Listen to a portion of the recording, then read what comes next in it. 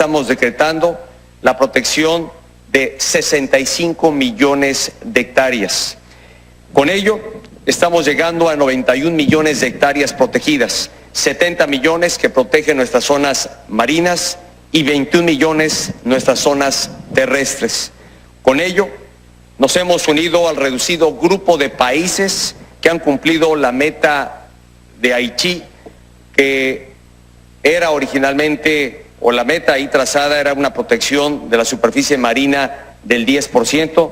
Nuestro país, con los decretos que hoy se están firmando, estamos superando esta meta, alcanzando 23% de nuestras zonas marinas protegidas. Vale la pena destacar que estos, sobre todo, las nuevas áreas naturales protegidas, los 4 decretos, 3 de ellas se refieren al patrimonio marítimo que se declaran como reserva de la biosfera. Las islas del Pacífico y sus aguas adyacentes en la costa occidental de los estados de Baja California y Baja California Sur, con una extensión de 1.2 millones de hectáreas. Buenas noches, bienvenidas y bienvenidos, gracias por estar aquí. Bueno, pues es Enrique Peña Nieto en este mensaje, en este discurso que dio con motivo de la inauguración de la 13ª conferencia de las partes del Convenio sobre Diversidad Biológica de las Naciones Unidas, en donde dio este anuncio, bueno, desde luego la inauguración de la cumbre que está todavía en curso, que son estos días que está realizándose en Cancún, Quintana Roo, y bueno, pues el anuncio que hace respecto a la decisión de México en materia de preservación y protección del medio ambiente, estas áreas protegidas, nuevas áreas protegidas y las 5 zonas de salvaguarda con la máxima superficie, según dijo Peña Nieto, que ningún gobierno hubiera decretado sobre este tema. Así que bueno, hablemos de ello, hablemos de este encuentro, de esta conferencia número 13, ¿qué expectativas hay? ¿Qué se espera de una reunión como esta que tiene lugar en México? Y de este anuncio en particular que tiene que ver con las áreas de preservación y protección al medio ambiente. Para eso hemos invitado, y les aprecio muchísimo a los dos que hayan aceptado esta convocatoria, a Iván Restrepo, que es el director del Centro de Ecología y Desarrollo, además de uno de los grandes analistas y especialistas en temas ambientales de México. Gracias, Iván, por estar aquí. Te encuentras en Cancún, Quintana Roo, y te doy la bienvenida como siempre. Buenas noches. Buenas noches, Carmen. Gracias por estar aquí. Está también en este enlace Gustavo Ampuñani, que es el director ejecutivo de Greenpeace México. Gustavo, buenas noches, bienvenido a este encuentro. Buenas noches, Carmen. A los dos, gracias.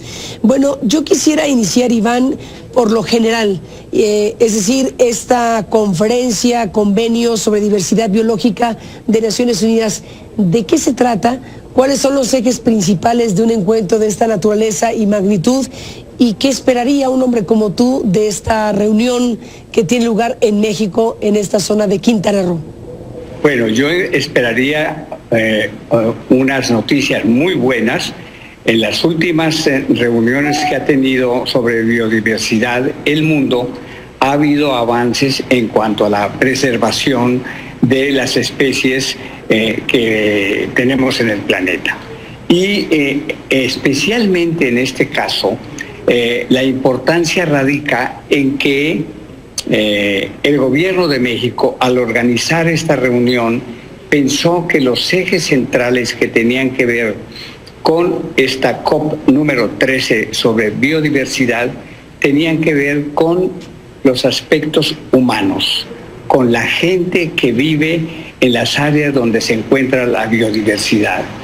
Antes había habido en la reunión de Corea en el 2014, el tema principal era la sustentabilidad, y ahora fundamentalmente se ha enfocado a los aspectos que tienen que ver con la gente que vive donde se encuentra esta biodiversidad, y especialmente con temas que son fundamentales para México, porque da a la casualidad muy buena, por cierto, Carmen, de que donde hay biodiversidad Hay comunidades indígenas, hay grupos campesinos que llevan siglos viviendo con esta biodiversidad y que son los más llamados a cuidarlas y a preservarlas. Y esto tiene que ver fundamentalmente con 4 ejes que fue los que el gobierno mexicano propuso para esta reunión. Por un lado, la agricultura, por otro, el aspecto forestal, por el otro, la pesca y por el otro, el turismo. Estos 4 ejes que son los que más están impactando de una manera negativa a la biodiversidad en el país. Gustavo Ampuñani, ¿qué expectativa tiene Greenpeace de este conjunto de temas que describe muy bien Iván Restrepo? No, nuestra expectativa en el ámbito nacional son 2. Por un lado, que los anuncios que se han hecho el lunes sean acompañados de planes de manejo efectivos, de presupuesto para poder vigilar, monitorear y hacer efectiva la protección de la biodiversidad en estas áreas naturales protegidas, principalmente en aquellas que tienen que ver con el sector marino, me refiero en específico a la Reserva Gran Caribe. Y por otro lado, en el aspecto de la agricultura, creemos que se tienen que reconocer los derechos de los pueblos y de las comunidades indígenas, que son las que permiten la diversidad biológica en nuestro país. Principalmente esto lo asociamos nosotros a la variedad y diversidad de maíz. México es un centro muy importante, es el principal centro de diversidad y centro de origen del maíz. Es un recurso que está amenazado por las prácticas de agricultura industrial y por los organismos genéticamente modificados, y creemos que esta reunión debe no solo atender estas demandas, sino en el ámbito de lo local, lo nacional, hacer lo posible para resguardar esta riqueza que México aún tiene. Como decía, en el ámbito de la agricultura, en el tema del maíz, está depositada en las manos de las comunidades indígenas, muchas de ellas. Gustavo, Iván, permítanme hacer una pausa y regresamos en esta conversación con ustedes. Volvemos. Bueno, regresamos en esta conversación que sostenemos con Iván Restrepo y con Gustavo Ampuñani acerca de esta COP13 sobre la biodiversidad. Iván, escuchando a Gustavo sobre las expectativas de Greenpeace México de esta COP13, él decía que uno de los asuntos es que se destinen recursos suficientes para cumplir la condición de reserva que se ha decretado, la condición de estas 5 zonas de salvaguarda, las 4 nuevas áreas protegidas de las que habló Peña Nieto, y esto que se ha lucido, digamos, como un gran anuncio que coloca a México como un país que ha alcanzado el 23% de nuestras zonas marinas protegidas, más del doble de la meta, según se anunció en este mensaje. Yo creo que sería importantísimo entender de qué estamos hablando, qué significa, Iván Restrepo, qué significa una zona protegida y qué significa una zona de salvaguarda y qué tipo de recursos se requieren para hacer valer estas condiciones que se anuncian con bombo y platillo. Bueno, lo fundamental aquí es que si es una zona protegida, son las instancias oficiales en concordancia con la población, con las actividades económicas posibles ahora y en el futuro, que esto se cumple, es decir, que no se destruya. Pero esto requiere recursos. Y uno de los problemas más importantes que vemos ahora es que el presupuesto destinado precisamente al sector ambiental para llevar a cabo todos estos programas de salvaguarda, de protección, se ha reducido enormemente los últimos 2 años. Para el próximo año, el recorte presupuestal es del 37%. Es una cifra escandalosamente alta y que pone en duda de que se pueda cumplir lo que el presidente Peña Nieto el lunes nos dijo aquí en Cancún al inaugurar la reunión 13 sobre biodiversidad. Eso por un lado. El asunto de los recursos financieros, vengan del gobierno o vengan de la iniciativa privada o de apoyos internacionales del sistema de Naciones Unidas. Por el otro, hay algo que en el caso del Caribe mexicano y en general, Carmen, de toda el área costera del país, es que se requiere reformar la ley respecto a la zona marítima federal terrestre. En la actualidad, esta zona marítima federal terrestre, que se entiende como el área que hay entre el mar y la tierra, el rompeolas, tiene solamente 20 metros de extensión. Como todo el mundo sabe, el mar está avanzando por el calentamiento global. Es necesario que el Poder Legislativo apruebe ampliar la zona marítima federal terrestre. De lo contrario, vamos a tener lo que ya se observa aquí en Cancún y en general en la Riviera Maya, que al destruir los manglares y todo lo que protegía del agua marina la franja costera, terminemos teniendo el avance del mar sin ninguna contención. Esto obliga a ampliar esta franja costera, marítima federal costera, obligar a que no se construya en una área que algunos calculan unos 500 metros entre donde rompen las olas del mar, tierra adentro. Y esto lamentablemente no se ha llevado a cabo por parte del Poder Legislativo, siguen siendo exclusivamente 20 metros, y esto te explica que la ciudad de Cancún, muchas partes de la llamada Riviera Maya, no tengan lo fundamental, lo que más atrae al turismo de playa, es que no tenga arena, no haya playa, se hayan rellenado playas artificialmente, llegue el mar y se la lleva nuevamente. Vería yo estos dos aspectos fundamentales: tener los recursos suficientes por parte del gobierno y, por otro lado, modificar la extensión de la zona marítima federal terrestre, porque de lo contrario se va a seguir construyendo, en el caso de Quintana Roo, sobre el mar mismo, porque este está avanzando a tal velocidad tierra adentro que en 10, 15 años el mar estará sobre las construcciones que se hicieron en la actual zona marítima federal terrestre de 20 metros solamente. Están todos estos temas, desde luego, Iván. Gustavo Puñani, está lo que menciona Iván Restrepo sobre el calentamiento global y estas afectaciones, y esto que dice no deben ser 20, sino por lo menos 500 metros de distancia entre el mar y lo que serían construcciones posibles.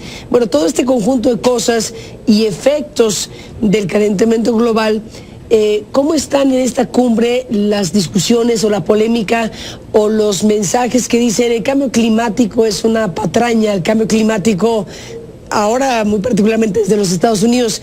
¿Qué efecto puede causar esto en una parte de la población y en la postura que puedan tomar los países reunidos en esta cumbre de Quintana Roo en estos días para México? ¿Habrá un pronunciamiento particular sobre este tema? ¿Habrá algo que responda a las voces que están poniendo nuevamente en duda, pero con más volumen que antes, el tema del cambio climático y el calentamiento global?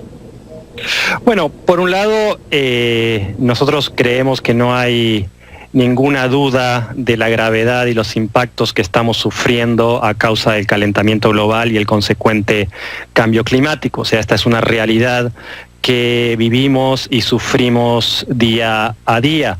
Es verdad que muchos de los negacionistas del cambio climático van a tener el poder total en Estados Unidos, y esto nos obliga a reforzar o a acelerar nuestro ritmo para conseguir un una sociedad mucho menos intensa en lo que a consumo de combustibles fósiles se refiere, ¿no? Hoy por hoy tenemos economías basadas en la quema de petróleo, gas y carbón, y esto es algo que consideramos nosotros que es del pasado, tenemos que ver a un futuro 100% renovable.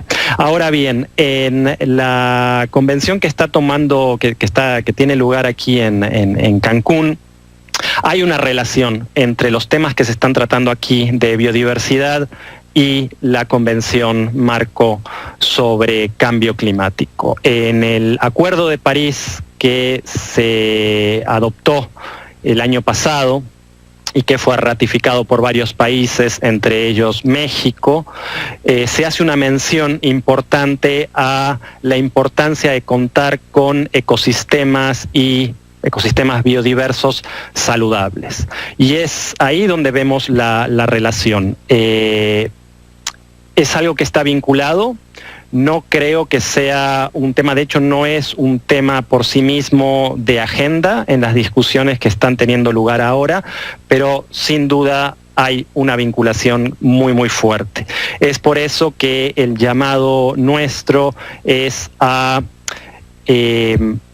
más allá de los anuncios que tú comentabas, que se han hecho el lunes, es como poner esto en perspectiva. O sea, que no queden en áreas naturales protegidas de papel, sino que puedan materializarse en planes de manejo, puedan materializarse en recursos, en infraestructura para hacerlas valer en los hechos, porque en la medida que tengamos ecosistemas y una biodiversidad sana, no fragmentada, vamos a poder hacer frente a los impactos del cambio climático de una manera más efectiva. Por ejemplo, los arrecifes de corales. Los arrecifes de corales, entre muchas de las ventajas que tienen para los ecosistemas, ser lugares que producen masa pesquera, que albergan una riqueza muy, muy alta para los océanos, también funcionan como barreras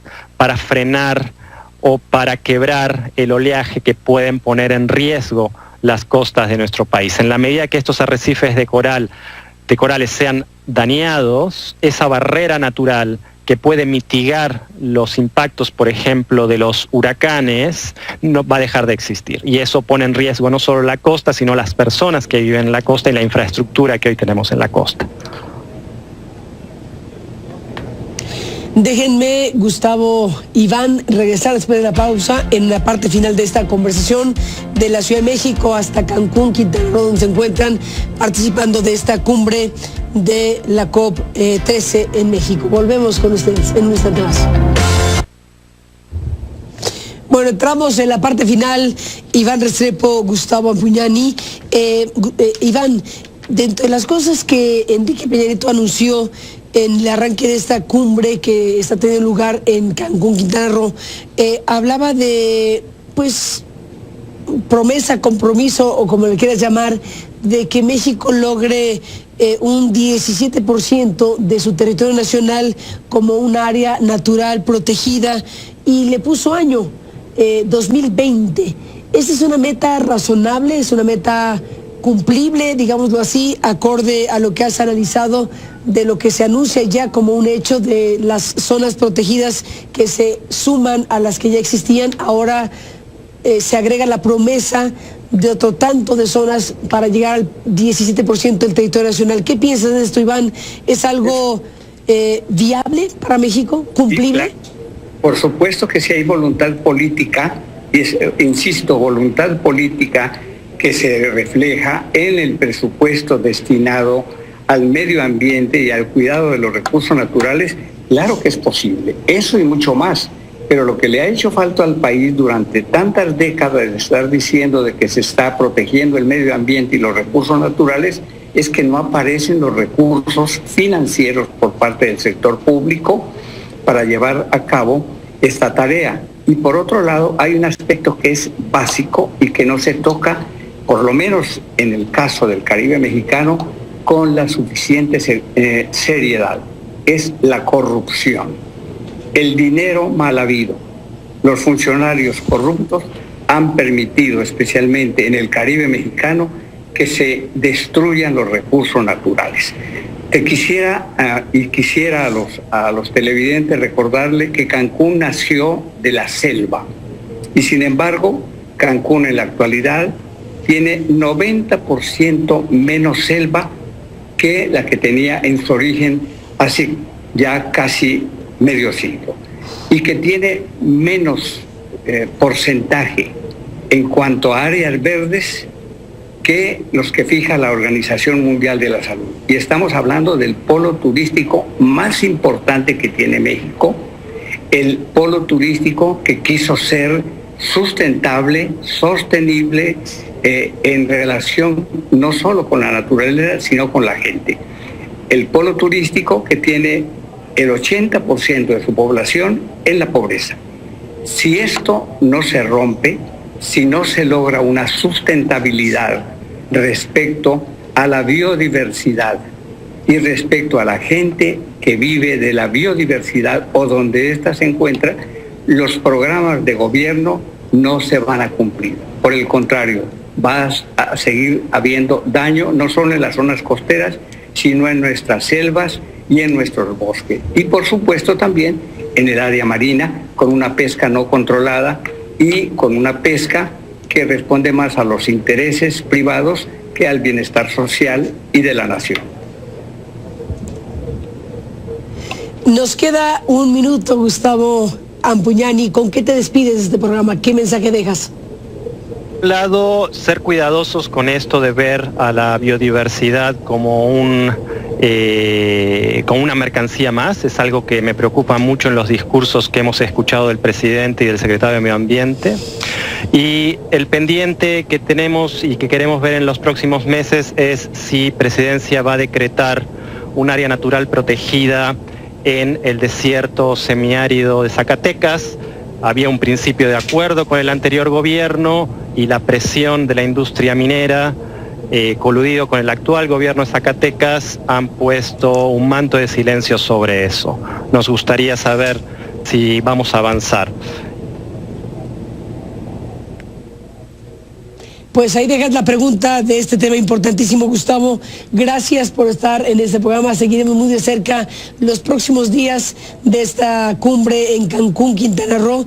Y por lo pronto, gracias Iván Restrepo, gracias Gustavo Ampuñani, a los dos por estar en CNN en esta revisión. Seguiremos muy cerca lo que venga y a los dos les aprecio mucho su presencia. Y a usted gracias que nos permite acompañarle. Buenas noches, pásela bien y hasta mañana.